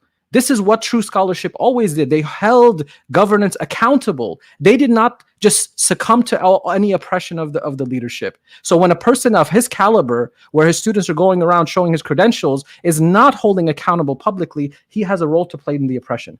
All must be held accountable for their crimes. Taliban must be held accountable for the intolerance and the un-Islamic views that exist, and by allowing freedom of scholarship to have that discourse with them. And violence that is not in our faith, neither by human capacity, as well as incompetence that exists in terms of the education system. Credible and valid reports must be investigated, and that's a whole separate discussion of the idea. The Afghan government officials who spread this corruption with stealing money they line their pockets with right now, as you all know, Dostum, God knows where he is, and Atta is God knows where he is, and the Laghman governor basically surrendered to Taliban. He was given amnesty. I want to ask a genuine question. This person still is the corrupt government that you're claiming. How are you making deals and letting him go while a guy on the street gets shot and blown up for doing nothing? We must understand that the corrupt Afghan officials be held responsible by the Afghan people with due process. And I will say this openly. I do not care if being independent of everyone and being in the middle will get me attacked by everyone. So be it. I don't care. This is what our faith calls. We must save lives, be unrelenting in our honest criticism and seeking the truth. And we must apply justice on ourselves and seek it for the rights of the marginalized and victims in our country. I will also mention this. There are many Afghans with jaded voices of their view of the Ummah right now. Please do not be an empty rhetoric Muslim saying the Ummah needs to come together. Show it. Please show it actively by helping Afghans and humanitarian. Speak out against the nationalism. That will be my final point, inshallah. And the reality of the war is uncertainty of who is perpetrating crimes. But there is over a dozen insurgency groups, foot soldiers committing crimes, Taliban themselves perpetuating intolerance, and we must hold them accountable. The last and final point that I will move into, inshallah ta'ala, is the role of the notion of nationalism that exists amongst us that we must address. We must address aptly. I mean, really, do I have to mention these ahadith that you all have heard? The Prophet ﷺ said, a Muslim is a brother of another Muslim. Al-Muslim akhul Muslim. لا يظلمه ولا يسلمه ومن كان في حاجة أخيه كان الله في حاجته. Right? He should not oppress him, nor should he hand him over to an oppressor. Whoever fulfills the needs of his brother, Allah will fulfill their need. And whoever brought their Muslim brother out of a discomfort, Allah will bring them out of the discomforts of the day of resurrection. And whoever screened a Muslim, Allah will screen them on the day of resurrection. We remind them of the hadith of the Prophet ﷺ, the relationship of the believer with another believer is like bricks of a building, each strengthening one another. And then he interlaces his fingers like this to show that. The Prophet ﷺ said, whoever relieves a believer's distress of the distressful aspects of this world, Allah will rescue them from the difficulties of the hereafter. Whoever alleviates the situation of one in dire straits, who cannot repay their debt, Allah will alleviate their lot both in this world and in the hereafter. And whoever conceals the faults of a Muslim, Allah will conceal their faults in the life and the hereafter. And the Prophet ﷺ was reported as saying that he ascended the pulpit and he called out with a raised voice. And I want those who are Taliban supporters to listen to this very closely. And I want all Afghans to listen to this very closely. And I want all Muslims to listen to this very closely. The Prophet ﷺ got on the minbar and he says, "O you who accepted Islam with their tongue, while their faith has not reached their hearts, Do not harm the Muslims, nor revile them, nor spy on them to expose their secrets. For indeed, whoever tries to expose their Muslim brothers' secrets, Allah will expose their secrets wide open, even if they were in the depth of their own home. I want you all to remember these statements of our beloved Prophet, peace be upon him. And I am hopeful because I live in this world to be in the servitude of my Creator and the service of humanity, just like my Prophet, peace be upon him, said. One of my family members, when we were talking about the prospects of this war, now end with this, because out of his hopelessness of living in the Soviet time of oppression of the communists, and then living under the Mujahideen time, trying to flee for his life, and then living under after that, trying to have a future for his family. Every Afghan, every human being wants that. Because of that level of trauma, this family member said, what hope is there in the future? Afghans will never agree. There's always going to be, let's split the country in half. And I said and then he said that we're going to go back to the deserts and the way this is going to be. And I said, listen, the Prophet Muhammad, peace be upon him, delivered the message of Islam and brought light to people in the desert when he was 40 years old. I'm nearing that age. It took him 23 years for that to become one of the greatest societies, pluralistic, that opened all kinds of opportunity and also brought a light of faith that spread to 2 empires. And then, yes, of course, those were not Muslim, these are Muslims. But I want you all to understand that this is just an example of hope. We need to be hopeful in the plan of Allah subhanahu wa ta'ala. We need to do our best to do whatever we can to hold accountable and also educate ourselves and educate our community and also call out against nationalism. Don't just support something because you're getting offended that somebody called out your government. Your government is not representative of you. And that's the reality, that we need to be more representative of each other and human beings and Islam and support one another. Please, those brothers and sisters, I really call out to you that you need to, I want to ask one thing, be visible. We know the world turned their backs on us. Inshallah, we will solve our problems amongst ourselves. But our neighbors need to be there to really reflect over what that means in the future. And especially the Muslim community in the world now. I don't have hope for the leaders at this point in time either. Holding them accountable is part of our duty as well. But those Muslim countries that are facing refugee crisis because their own citizens are calling out against it because of their own bigotry, what do we have to say? We can't say much based on that, but we have to hold them accountable as well. But I will also mention in final that we should show visibility. That's what Afghans want. Show your visible support. Dua with a humanitarian aid. This is the time to support people who need the country the most, to at least not let people starve on the streets of Afghanistan. May Allah subhanahu wa ta'ala bless you all. This is as much as I could say. And I hope the last statements are given to Dr. Haroun and then Sister Spozhmai, inshallah, as well, for their commentary. And then maybe we can possibly end it. Allahu Akbar.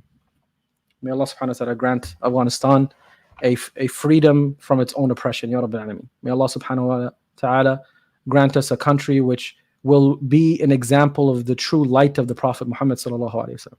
May Allah subhanahu wa ta'ala allow Afghanistan to go back to the glory of giving scholars, giving intellectuals, giving a society that benefits others, not is looking for other people to benefit from.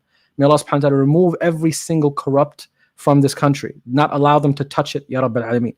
May Allah subhanahu wa ta'ala remove every single person that lifted their hand against a woman, against a weak, against a minority, for oppression. May Allah subhanahu wa ta'ala allow us to come together based on what Allah said. Ya ayyuhalladhina amanu ati'u Allah wa ati'u ar-rasul ulil amri minkum fa in tanaza'tum fi shay'in farudduhu ila Allah wa rasulih.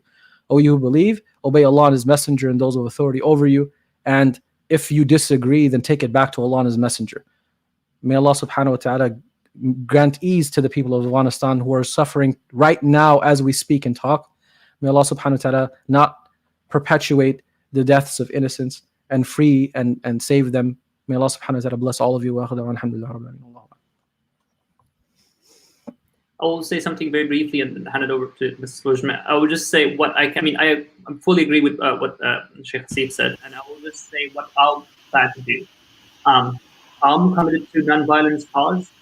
This means I will do what I can within the boundaries of what's possible and try to push those boundaries as well. I'm willing to engage, educate, talk, debate from within the fiqh perspective, from within the fiqh discourse, from our common shared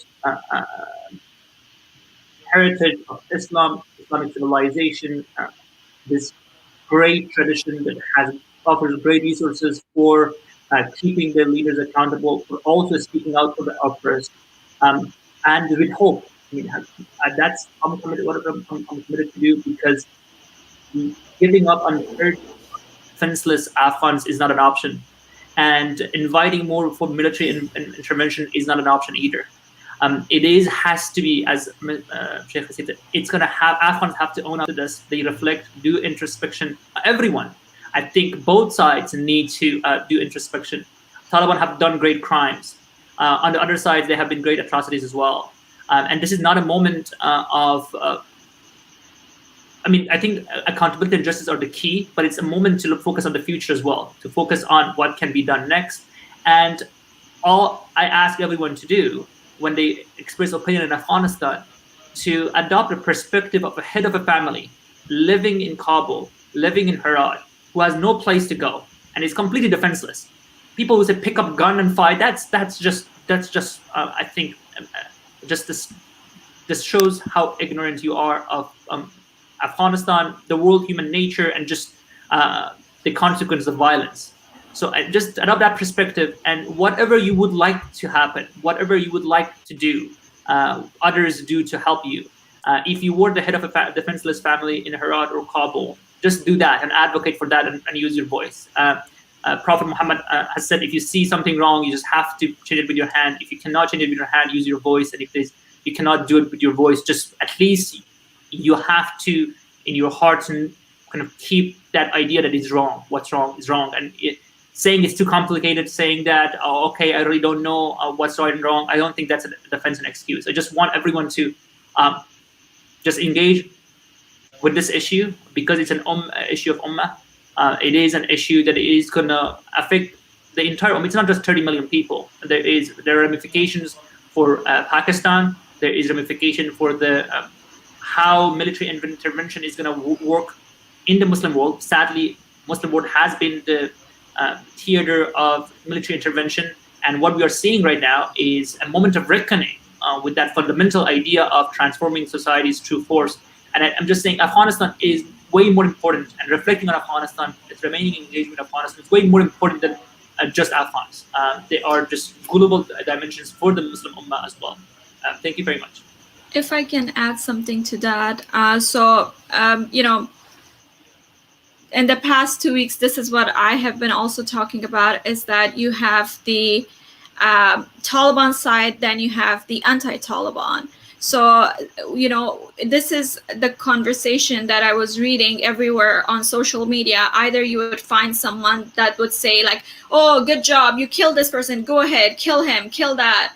And then at the same time, on the opposite side, you would see people from the government. And then there would be people who would tell you that you can either be on the government side or you're a Taliban. That is wrong. Because when I started talking about the bombing in Lashkargah, I was like, you are a diplomat for the same government. How dare you to side with Taliban? And I'm like, look, if you have the government side and you have the Taliban side, then who is on people's side? We have to know that the victims are the people. It doesn't really, and honestly, there are over 90% people right now living in fear who are hurting, and they are not on either side. They haven't benefited much from the government, and they don't like Taliban. Shaykh Hasib also talked about, he quoted someone saying, or maybe it was you, Mr. Rahimi, who said that there were people who said, I don't like the government, neither do I like the Taliban. So we have to be the voice of those who are not on Twitter, which is why it was important for me to talk about the importance of mosques in Afghanistan. It's a traditional society. Start educating people from mosques. The Taliban could manage to kill few Islamic scholars who were very vocal and who had followers, but they cannot go in every mosque and kill every person. If you are spreading awareness, that's how, you can enlighten the society, reach out to their houses. You cannot wage a war behind Twitter. You cannot just kill your soldiers to die for a cause. And then I was like, what is going on? Wait a second. If there is a forceful takeover, which we saw it coming very clearly, Afghanistan is going to become a pariah state. It's going to be isolated. So even though I liked the Taliban to be isolated, I just hate them so much. I don't want them to have recognition. But on the other hand, that isolation is going to affect my people. I wanted that, legitimacy of the state. I wanted that foreign exposure. I wanted that foreign aid, which is so important for the society to develop. So this is why I need to tell everyone that, look, there are people who are not on either side, who are on the side for peace, for reconciliation. And then I have a lot of guilt for, not knowing and for not speaking up earlier. I was so busy with my life that I didn't know how much my people are suffering. So give me that chance to listen to you, and you should also listen to me. Not everyone in the government was a puppet. We were just doing our job. We were just simply doing our job. So for a Taliban leader to call everyone as a foreign puppet, because this is what a lot of people are doing on Twitter, who are like Taliban-y. They go and they say like puppet, puppet, puppet, puppet, and completely reject. And there are people who are saying, look, we need to bring change in the government. And then they say Talib, Talib, Talib. No, we need to understand that there is more to it. We need to be the voice of voiceless. And we need to bring change in Afghanistan by bringing change in lives of those who have been marginalized, who have been a victim for too long now. And when we talk about the Pakistan's, intervention and their interferences in Afghanistan, we do not attack the Pakistanis. And then it was a very awakening moment that all the Afghans came very much, they were all united and they all called out, the foreign interferences. You shouldn't be threatened. We're only speaking against the extremism, the terrorism that's not only gonna affect Afghanistan, it's gonna spill over to the region. It's gonna come back to you. It's just so dangerous. Your government is playing with fire. So as you say it, as Ummah, we need to understand that we need to start holding people accountable for bad things that they do, because maybe their intentions are good, but it causes people harm. I know my leaders, all of them, everyone's intentions might have been really good, but some of them, they caused harm, and we need to call it out. And it doesn't mean that if I'm calling my leaders out, it doesn't mean that I'm not proud of the time I served in the government. But it simply means that we can be better. It should be that turning point in Afghanistan's future for all of us to realize that. For me, I personally think that now I fully understand how capable I was to do things in a more better way. And I wish I had done it. I wish I had done more. Each one of us are saying it today. And, Afghans are alive. Our lands are there. Our homes are there. Farmers are there. And then we can always bring that change. It doesn't matter if we're forced to migrate. We're going to return. And then I am not a diaspora. I have to go back anyways.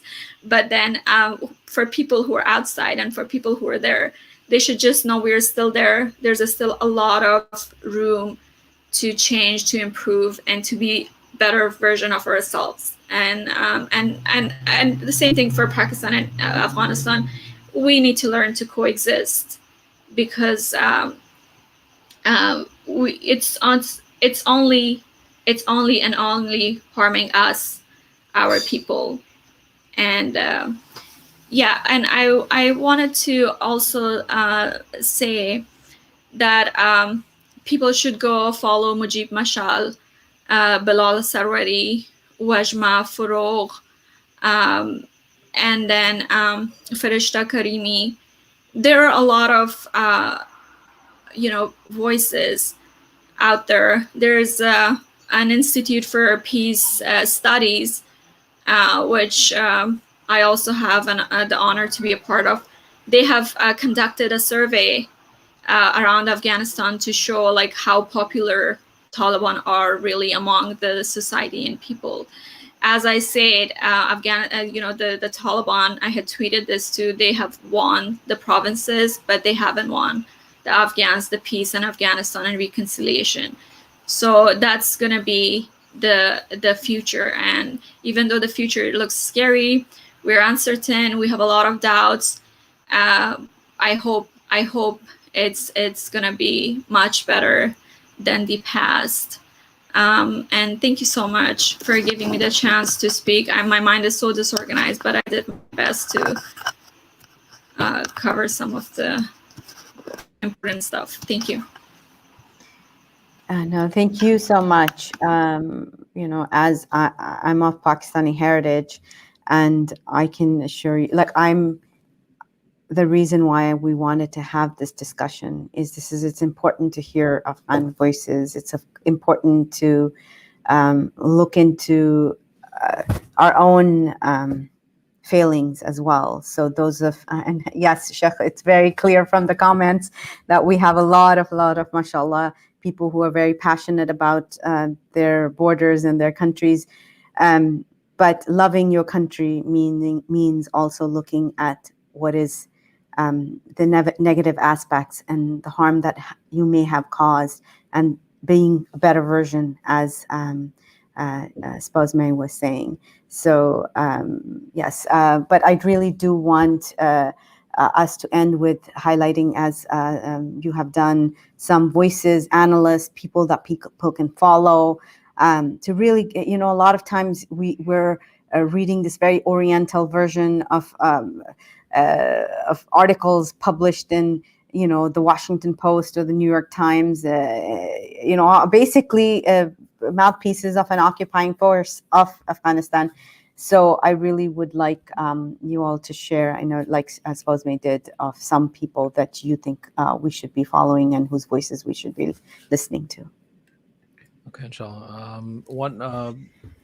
First of all, education of yourself this is a beautiful thing to end with. Educating yourself. For those who have religious trauma, please learn Islam the way it's supposed to be. I hope, inshallah, that the Legacy Institute, the institute that I founded for Islamic education that deals with contemporizing the application of Islam and its tradition to the real world that we live in. I hope to build schools in Afghanistan, go back to my country. That's what I would love to do. I hope to be afforded the opportunity to teach people what true Islam is, independent of ideologies that were, based on particular 13th century framing. But to really understand the principles of our faith and tradition. So that's the first thing I tell you all. Please seek knowledge about your faith as Muslims. This is Muslim Matters. If we continue to be not scholastically literate of our own deen, then what right do we have to speak on it? And it doesn't take much. There's so many now institutions. We are just one of them. You're more than welcome to look at it. Legacy.institute /academy. We provide a number of classes, inshallah. And secondly, with regards to the resources, Spozhmai mentioned some of them already that I wanted to actually mention, but also Ali Latifi, who has pieces in Al Jazeera. And Al Jazeera and TRT in general, if you click on their Afghanistan section, are pretty good generally. And you want to diversify who you hear from so that you can see a true fact-finding. We have to be about fact-finding. Don't just forward this video that somebody sent and just random comment that somebody made. There was reports about what Taliban were doing that was not correct. For example, on Friday, the report spread all over the internet that they went to a bank in Kandahar and kicked out all of the women from the bank. There is no banks that are open in Kandahar on Friday. So spreading false information is just perpetuating into more of this ideology. Not that they're not going to do that on Monday or whenever it's open, but I'm just telling you that it wasn't true at that time in particular. So we have to be a people of fact finding and truth. If there's a news that comes in Islam, what's it taught to us? Verified before you open your mouth and you hit send. So we don't do that as Muslims. We are in the WhatsApp forwarding circles of every information that comes out randomly, and then this is just perpetuating more false information. Be people of fact finding and diversify your sources, of course. As we come, obviously to whatever is going to happen in the future, the voice of journalists are extremely important because they need to be free. They can't be stifled and then there is nobody actually telling the truth anymore in Afghanistan. So Mujib Mashal, Ali Latifi, Bilal Sarwari have been amazing resources, and the women also that Spozhmai mentioned as well. There are some military analysts. Pretty much everyone who was a military analyst about the Taliban now was wrong about how long it was going to take for them to take over. Some of them said 90 days. Some of them said they will never take over the cities, and it will always be it will be garrisoned by the Afghan government. What's happening is from Allah, and we have to deal with the future. That's in our own hands.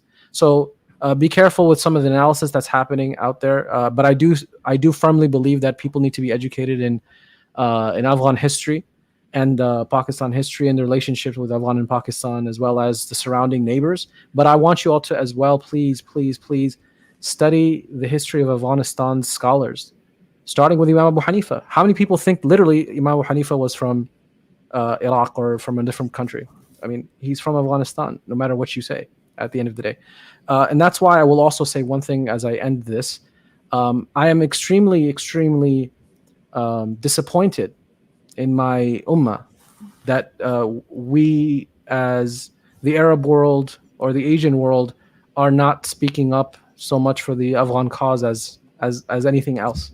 It is a true disappointment. I'm calling out specifically the imams and the religious figures who are radio silent, about showing simple visibility. I'm not taking you to tell strong stances, but to not even hold your own country accountable shows a level of nationalism as well. I mean, you saw us here, every one of us hold our own countries accountable, and we saying that this is a failure of so many people, right? And Afghans need to take accountability of our own people. But when I don't see that from others, it is very, very disappointing and upsetting of what the state of the ummah is. So please educate yourselves and be united. Wallahu alam. Dr. Rahimi. I would like to echo everything everyone has said so far. And I'm sorry I did not see the comments. And I absolutely acknowledge it's a very controversial topic. There are a lot of heated opinions on many sides. I just encourage everyone to reflect a little bit. I had to, and I hope everyone does, and consider the humanity of Afghans and their future, how they're going to be affected with all of this. Taliban have been what they've been. The past has been what it has been. I just want to see what the future can be for Afghans, given where we are right now. I think there's a lot of resources within our tradition, as in a country, as a nation, in Afghanistan. I think there's a lot of resources in our tradition as Muslims, as Hanafis, as human beings we can draw upon to make future better. I'm committed to doing that. I don't claim to have the answers. I really don't know all the answers, but I'm just committed to trying. And I hope everyone just to raise above factionalism. I mean, yeah, everyone has done bad. Everyone has done wrong things, and you can just spend your time talking about how everyone did horrible things, or you can just think about what the future can hold for 35 million people who really don't have it. Really, they are hopeless right now. I mean, the reason I'm trying to adopt a hopeful message here is because, I mean, I talk to people. They're in absolute despair. I mean, when Spozhmai started talking and she cried, that's all my conversations right now. Whenever I call someone in Afghanistan, that's just in a matter of 1 or 2 minutes, it just breaks down into tears, and I do with them. I mean, just try to see the humanity in all of this. Try to look at the children and the women and the men who just want to live. They just want to live. That's all they want. Just with dignity and peace in their homelands. They don't want to be refugees. They don't want to be I'm just saying, like, there's a lot of politics, and I understand there's a lot of injustice, and you are, and many are justifiably mad at many sides. But let's, for the sake of those people who really did not do anything, I mean, 35 million people are not responsible for anything that you are pointing out, or I can point out. They just want to live with dignity with their homeland and just be human beings like anyone else wants to. And let's just see what we can do to make that possible for them. Thank you very much. I also wanted to mention, just really quickly, I forgot to mention the humanitarian aid portion of this. There's a lot of humanitarian aid groups you can choose from because they're all helping the internally displaced people right now. I've spoken to Islamic Relief personally, and they have released 100,000 pounds just from the UK for thousands of internally displaced in Kabul right now. That's happened already, and they're looking for, of course, people to donate to Islamic Relief to bolster all of the people, the support for all the people that are now internally displaced, and the hundreds of thousands that are flooding into Kabul, and helping them, inshallah. So that's number one. Number two, in terms of activism for those who are in the U.S., there are some people who have made a letter to a pre-written letter to Congress, the Senate, and the White House that will be automatically sent if you simply just send the word crisis to the number 52886. It will send a pre-written letter to representatives to basically ask for the following things that I will just mention to you shortly. It will ask for, number one, emphasizing strongly that the U.S. Embassy in Kabul must remain open at all costs to facilitate the processing of Afghan refugees, demanding that the United States commit to an unprecedented open door policy for Afghan refugees by removing any quota limits, and continuing to ask the international as well as the United States government to fulfill their humanitarian support and aid to Afghanistan, because you cannot allow a government that just comes and bombs the whole country to smithereens in terms of the idea of the drone war that happened, and then just flee with mitigating our tax dollars that were completely destroyed, which could have solved the climate crisis. By the way, $300 billion, they say, is what it takes to solve the climate crisis. How much would of that money could have solved the Medicare and medical issues in America? How much of that could have solved the homeless? And it's just mind blowing of this money that our hard-earned money just blown up in the sky. And honestly, and anyone who does not speak up is just shameful. It's just absolutely shameful to not do anything. So may Allah grant us that strength to stand for each other. I have absolute hope, because my hope was never in anyone anyway. It's in Allah subhanahu wa ta'ala, who we live for and we spend our last days for. Allahu a'lam.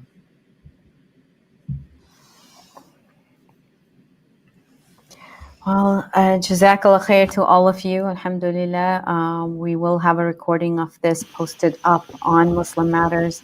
And I know this is a contentious topic, and I know several things that have been said over here will have a backlash. But if we don't have these difficult conversations, and we don't center and hear voices that perhaps we may disagree with, then this is where then all Muslims matter, right? Like we can have a hashtag or a line, and not really live up to that. So Jazakallah to all three of you for your... Thank you for hosting this, Hena, and Muslim Matters, and may Allah bless you all and the good work that you do. Thank you very much.